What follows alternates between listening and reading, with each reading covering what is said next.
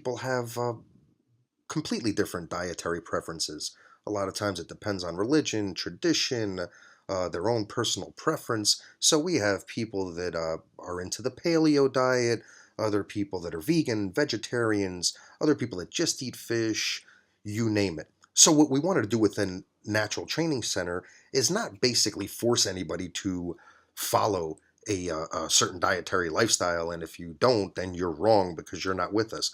Absolutely not. What we want to do is make your current preferences better via these nutritional principles that work across the board regardless of what your dietary preference is.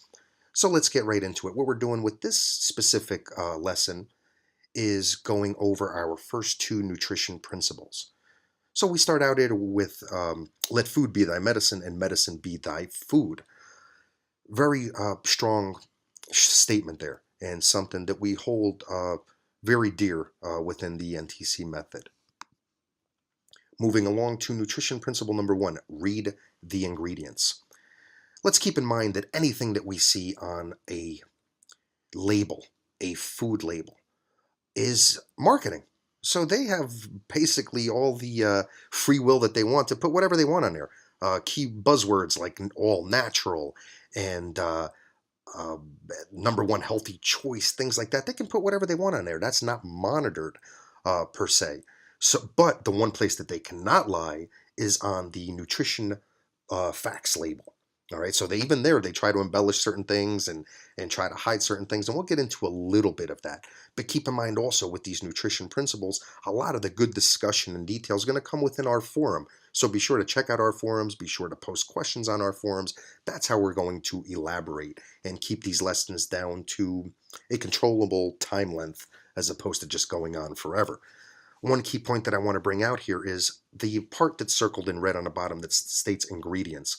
The first ingredient there as an example is wheat flour. So this product here would contain the majority of wheat flour.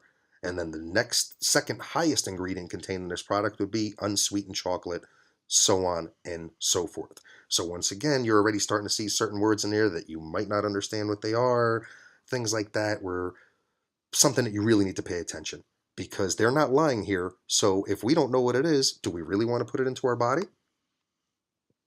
If you cannot pronounce or know what the ingredient is, don't eat it. All right, perfect example. If you look at this ingredients label and you start looking at the various types of sugar and other, you need basically need a PhD in chemistry to figure out what exactly is in this food product. So it gets very scary, and you can tell right from the beginning we're looking at corn syrup solids.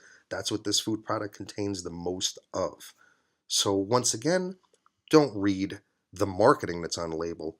Read the ingredients that are on the label and get familiar with it and make this part of your practice. Because eventually you're going to find the foods that you consider legal for your dietary lifestyle.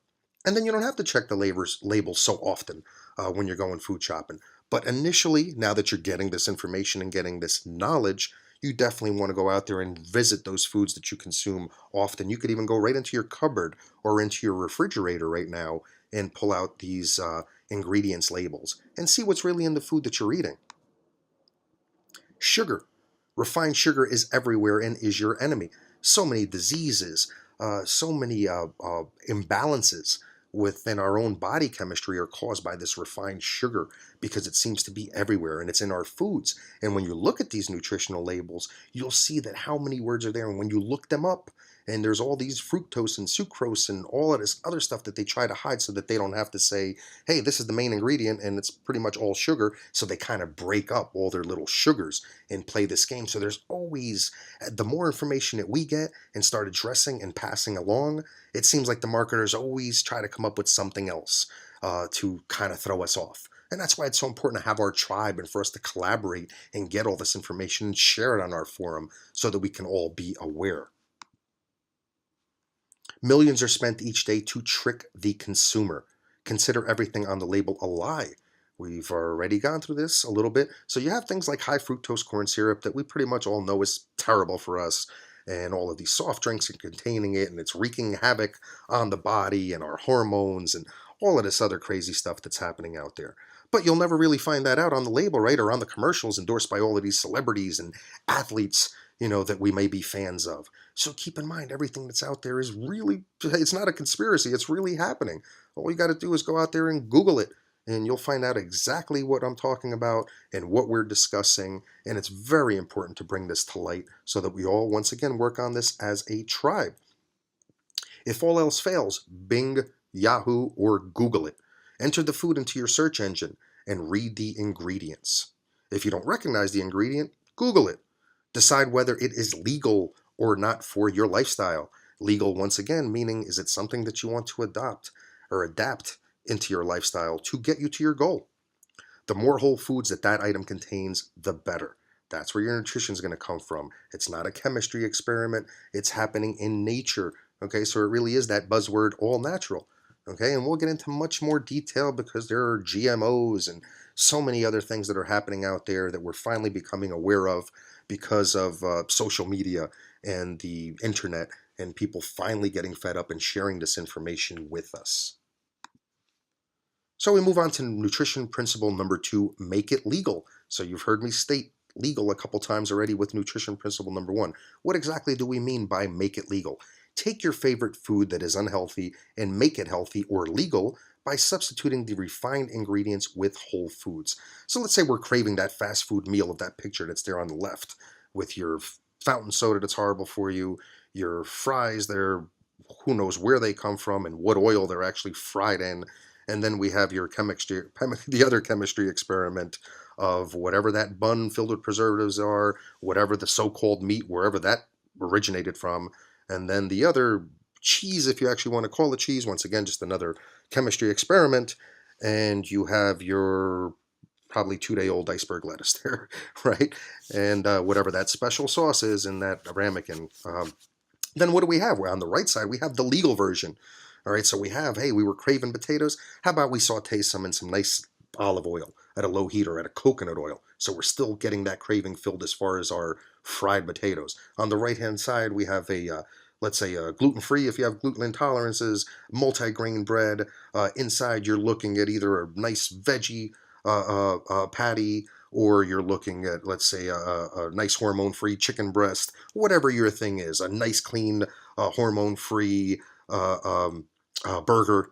All right, so what did you just do? You took something that really wasn't legal, that wasn't going to get you to your goal as far as your lifestyle, and you made it legal by substituting those horrible ingredients with actually whole foods. Here's a perfect, or another great example. On the right-hand side, let's say you would have your chain pizza places. On the left-hand side, you're looking at a nice multi-grain crust.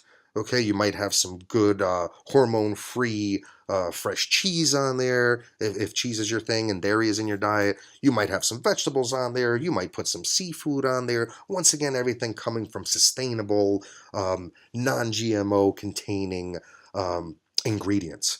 So now on the left-hand side, you have that legal version that's satisfying the craving of that food that's horrible for you on the right-hand side. So once again, you took your favorite food and made it legal. And here we have one more example. Let's say water. On the right-hand side, you have soda. We all know what soda does for us, but unfortunately, some of us still have that craving and we want it. So how would we make soda better? I know there's a lot of stuff out there, but once again, it's more chemicals that we're putting into our body. So if you have something where you have that sweet tooth and you want that sweet thing, there's various things out there that we can do. As far as, let's say, adding some lemon and some raw honey to the water. Now we have some pretty awesome lemonade. A little splash of cinnamon if you like cinnamon, which you're going to get a nice antioxidant out of there, and also a pretty good taste out of it. Things like teas, okay, taking a nice, great, healthy tea with all sorts of antioxidants and great benefits to the body. And once again, if you want to sweeten to get that sweet tooth from the soda, you can go ahead and put some raw honey in there, put some nice, really good quality maple syrup.